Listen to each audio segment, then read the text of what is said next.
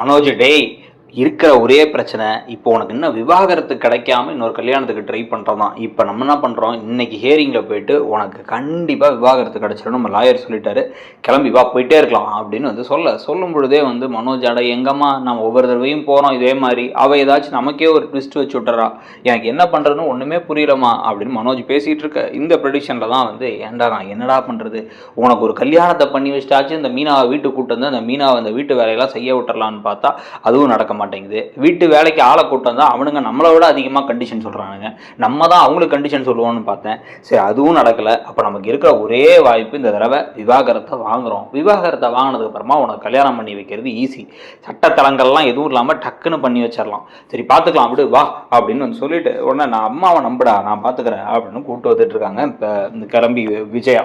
இதே சமயத்தில் அந்த பக்கம் சிந்தாமணி என்னம்மா ரோஹிணி கிளம்பிட்டியா அப்படின்னா ஆமாம் ஆண்டி கிளம்பிட்டேன் ஆண்டி, ஆனால் கொஞ்சம் பயமாக தான் இருக்குது இந்த தடவை. இதுக்கு முன்னாடி 2 தடவையுமே அவங்க என்ன பிளான் பண்ணாங்கன்னு எனக்கு தெரிஞ்சிச்சு. அதுவும் நீங்களே எல்லாம் உங்கள்கிட்ட தான் நன்றி சொல்லணும். கரெக்டாக இந்த மாதிரி இவங்கெல்லாம் வருவாங்க அப்படின்னு சொன்னதுனால நான் முன்னாடியே ஏற்பாடு பண்ணி வச்சிட்டேன். இவங்க வந்தால் என்ன பண்ணணும் அவங்க வந்தால் என்ன பண்ணணும்னு ஒவ்வொருத்துக்கும் கரெக்டாக கேள்வி எல்லாம் வச்சு நான் மடக்கிட்டேன்.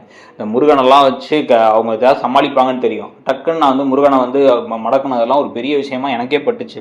இந்த தடவை பேசாமல் நானே ஒரு லாயரை கூட்டம் தரலாமான்னு நினைக்கிறேன். ஏன்னா அவங்க என்ன பண்ண போகிறாங்கன்னே தெரில. அப்படிங்கும் பொழுது அவங்க எதுவும் பண்ண போகிறது இல்லைம்மா, அவங்க கிட்டக்க இருக்கிறது எல்லாமே வெறும் நம்பிக்கை மட்டும்தான். வெறும் நம்பிக்கையை வச்சு என்ன செய்யறது, வெறுங்கையில் முளம் போட முடியுமா, பூ கட்டுறவன் நானே கேட்குறேன் அப்படின்ட்டு இதெல்லாம் நடக்க வாய்ப்பே இல்லை அப்படிங்கிறாங்க. உடனே இல்லை ஆண்டி எனக்கு என்னவோ கொஞ்சம் சந்தேகமாக தான் இருக்குது. ஏன்னா அந்த மனோஜும் அந்த சந்தோஷம்லாம் நான் கொஞ்சம் அடிச்சுலாம் விட்டேன் ஆள் விட்டு, அதனால் அதுக்கு ஏதாச்சும் என்ன பழி வாங்குறதுக்காக பண்ணுவாங்களா அப்படின்னா அவங்களுக்கு என்னமா தெரியும், யாரும் அளவுக்குலாம் அங்கே அறிவோடு இல்லை. கொஞ்சம் அறிவோடு இருக்க முத்து மீனாவையும் வீட்டை விட்டு அனுப்பிட்டோம். அதனால் அவங்க நேரடியாக அந்த மீனாவை வீட்டை விட்டு அனுப்புனதுனால முத்து அந்த பிரச்சனையில் தான் இருக்கான். அது மட்டும் இல்லாமல் முத்து ஏதோ புதுசாக வேன் வாங்க போகிறானா, வேன் வாங்கி வேனை ஐடி கம்பெனிக்கு விடுறது, அப்பார்ட்மெண்ட்டுக்கு டூருக்கு விடுறதுன்னு ஏதோ பண்ண போகிறானா அப்படின்னா அவனுங்க மட்டும் நல்லா இருக்காங்க ஆண்டி அப்படின்னா உடனே அதை எப்படி நல்லா இருக்க விடுவேன்.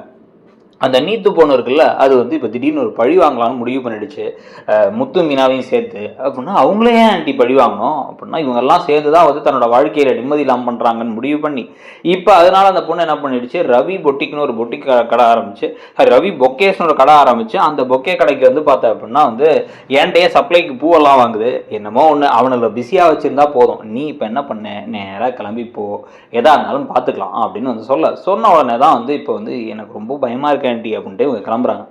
கிளம்பும் போதே இப்போ கரெக்டாக இப்போ அம்மா இந்த தடவை என்னம்மா சொல்கிறது அப்படின்னா நீ தெளிவாக சொல்லிடு, எனக்கு இவ பேர் கல்யாணிங்கிறது தெரியாது, இவ என்கிட்ட ஒரு நாள் இப்படி பேய் பூந்துருச்சுன்னு சொல்லி சொன்னான், இதுதான் நடந்துச்சு அப்படிங்கிறத சொல்லிடு அப்படின்னு சொல்லிகிட்டே இருக்கும் பொழுதே இவங்க நேராக கோர்ட்டுக்கே சேர்ந்துடுறாங்க.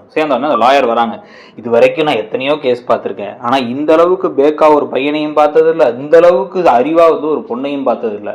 தினைக்கும் அந்த பொண்ணு மேலே தான் எல்லா தப்புமே இருக்குது, உங்கள் பையன் மேலே எந்த தப்புமே இல்லை. ஆனால் ஒவ்வொரு தடவையுமே நம்ம தான் மூக்கொடப்பட்டு போகிறோம். ஏன்னா உங்கள் பையனுக்கும் ஸ்ட்ராங்காக பேச வர மாட்டேங்குது, அந்த பொண்ணும் திறமையாக கேள்வியெல்லாம் கிடுக்குப்பிடி போட்டு கேட்டுட்டு இருக்கா. இவெல்லாம் லாயராக இருந்தால் என்னையே தூக்கி சாப்பிட்டுருப்பா அப்படின்னு பேசிகிட்டு இருக்கும்போது என்ன பண்ணணும்னு மட்டும் சொல்லுங்கள் மேடம் இந்த தடவை அப்படிங்கிறாங்க விஜயா. ஒன்றும் இல்லை, இப்போ நம்ம உள்ளார போகும்பொழுது நீங்கள் நான் சொன்ன மாதிரி தான் தைரியமாக எல்லாத்துக்கும் இதான் நடந்துச்சு இப்படி தான் நடந்துச்சு, எங்களுக்கு இப்போ இந்த பொண்ணோட வாழ்கிறதுக்கு விருப்பம் இல்லை அப்படிங்கிறத சொல்லணும். அது மட்டும் இல்லாமல் அந்த பொண்ணு திருப்பி சொல்கிறது எங்கள் ஆன்டி இன்ஃப்ளூயன்ஸ் பண்ணி அவங்க சொல்லி தான் இப்படி மனோஜ் நடந்துக்கிறாரு, அவருக்கு எல்லாம் தெரியும்ன்ட்டு. அதை உங்கள் பையன் தெளிவுபடுத்தணும், எனக்கு அதெல்லாம் எதுவுமே தெரியாது அப்படிங்கிறத தெளிவுபடுத்தணும். அதுக்கு ஏதாச்சும் ஆதாரமோ சாட்சியோ இருந்தால் நல்லாயிருக்கும். ஆனால் இது வரைக்கும் எதுவும் கிடைச்ச மாதிரி இல்லையே அப்படிங்கும் போதே மனோஜுக்கு ஒரு ஃபோன் வருது. மனோஜ் ஃபோன் எடுத்து அந்த பக்கமாக நடந்து போய் என்ன சொல்லுங்க அப்படிங்கும் போதே அப்படியா இதெல்லாம் தேவையில்லா பிரச்சனை ஆகாதா அப்படி ஏதோ பேசிகிட்டே இருக்க உடனே என்னாச்சுடா அப்படிங்கிறாங்க விஜயா. இல்லைம்மா அந்த ஜீவா ஒரு ஐடியா கொடுக்குறா அப்படின்னா எந்த ஜீவா அப்படின்னா அந்த பொண்ணு என்ன பேசிக்கிட்டு இருக்கியா அப்படின்னா ஐயோ அந்த ஜீவா இல்லைம்மா நம்ம கடையில் வேலை பார்க்குது அந்த ஜீவா அப்படின்னா என்ன ஐடியா அப்படின்னா டக்குன்னு அவர் ஏதோ மெதுவாக சொல்கிறார்.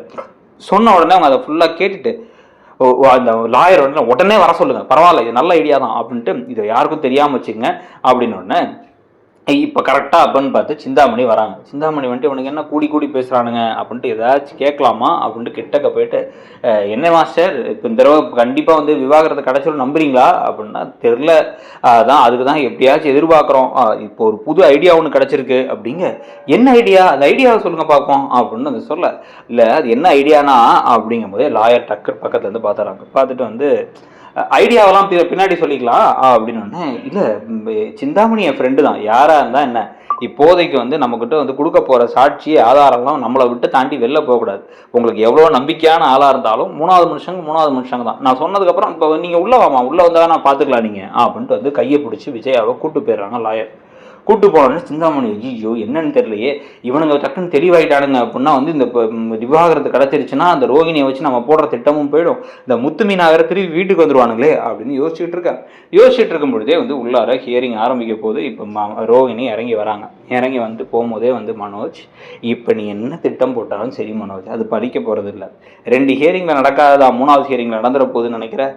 நான் உன் கூட தான் இருக்க போகிறேன், நீ என் கூட தான் வாழ்நாள் ஃபுல்லாக இருக்க போகிற, அதை மறந்துடாது அப்படின்ட்டு உள்ளார போக, இன்னைக்கு கண்டிப்பாக நீ வந்து என்னை விட்டு விலகி போயிடுவேன், பிரிஞ்சு போயிடுவேன், விவாகரத்து கிடச்சிரும் அப்படிங்கிறாரு மனோஜ்.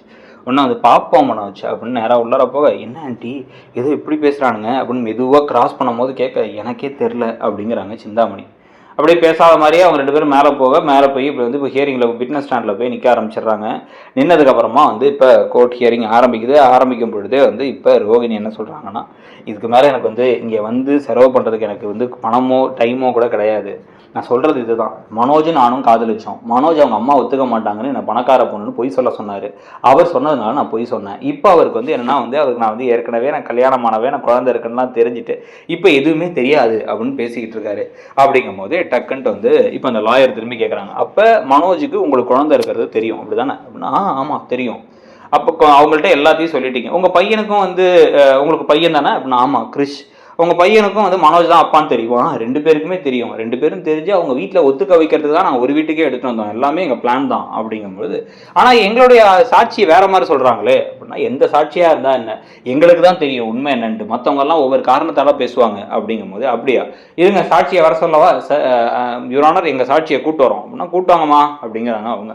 கூட்டுவாங்கம்மான்னு டக்குன்னு யார் வரான்னு இந்த பக்கம் திரும்பி பார்த்தா கிறிஷை ஜீவா கையில் தூக்கிட்டு வராங்க. தூக்கிட்டு வந்து கிறிஷ் அப்படின்னு இவங்க ஷாக் ஆகி பார்க்க, நேராக கிறிஷை கூப்பிட்டு வந்து மேலே ஏற்றி, தம்பி உங்கள் அம்மா யார் அப்படின்னா இவங்க தான். உன் டேடி யார் அப்படின்னா இவர் தான் அப்படின்னு காமிக்கிறாங்க. உங்கள் டேடிக்கு நீ தான் வந்து இவங்க பையன் தெரியுமா அப்படின்னு வந்து கேட்க, இல்லை முன்னாடி தெரியாது, ஆனால் மீனா ஆண்டியும் முத்து மங்களும் சொல்லிட்டாங்கன்னாங்க, அதனால தான் நிறைய பிரச்சனை ஆயிடுச்சுன்னாங்க, இப்போ நாங்கள் தனியாக இருக்கோம் அப்படிங்கும்போது, அப்போ அதுக்கு முன்னாடியே தெரியாதா அப்படின்னா, தெரியாது, அதனால தான் எங்கள் அம்மா வந்து டேடி மாதிரிலாம் படம் வரைஞ்சி கொடுத்து அவரோட எப்படியாச்சும் இம்ப்ரெஸ் பண்ணணும்னு சொன்னாங்க அப்படின்னு வந்து சொல்ல, கேட்டிங்களா, குழந்தையும் தெய்வமும் ஒன்று, அந்த குழந்தையே சொல்லுது இது எல்லாமே பொய், இந்த பொண்ணு வாயில பேசுறதெல்லாம் பொய் அப்படிங்கும் போதே இவங்க ஷாக்காகி அப்படியே முழிக்க, இப்போ வந்து இவங்களுக்கு விவாகரத்து கிடைக்கிறதுக்கான வாய்ப்புகள் நடந்தால் என்ன ஆகும்னு நினைக்கிறீங்க, இல்லை விவாகரத்துலாம் கிடைக்காமலே கடைசியில் சேர்த்து வச்சுருவாங்க பாருங்க அப்படிங்கிறீங்களா, அங்கே அதையும் சொல்லுங்க. அப்படியே இந்த சீரியல் மட்டும் இல்லாமல் அழகே அழகு, பாண்டியன் ஸ்டோர்ஸ் அப்படிங்கிற மாதிரி பல சீரியல்களில் பல ட்விஸ்ட்டுகள் வந்துகிட்டு இருக்கு. அந்த சீரியலுக்கான ப்ரெடிக்ஷனுக்கும் நம்ம சேனலை மறக்காமல் சப்ஸ்கிரைப் பண்ணி, ஒருவேளை அந்த பெல் ஐக்கானை நீங்கள் என்ன கிளிக் பண்ணல அப்படின்னா அந்த பெல் ஐக்கானையும் கிளிக் பண்ணிக்கோங்க. அப்போ தான் போடுற வீடியோக்கான அப்டேட் உடனே வரும். தேங்க்யூ.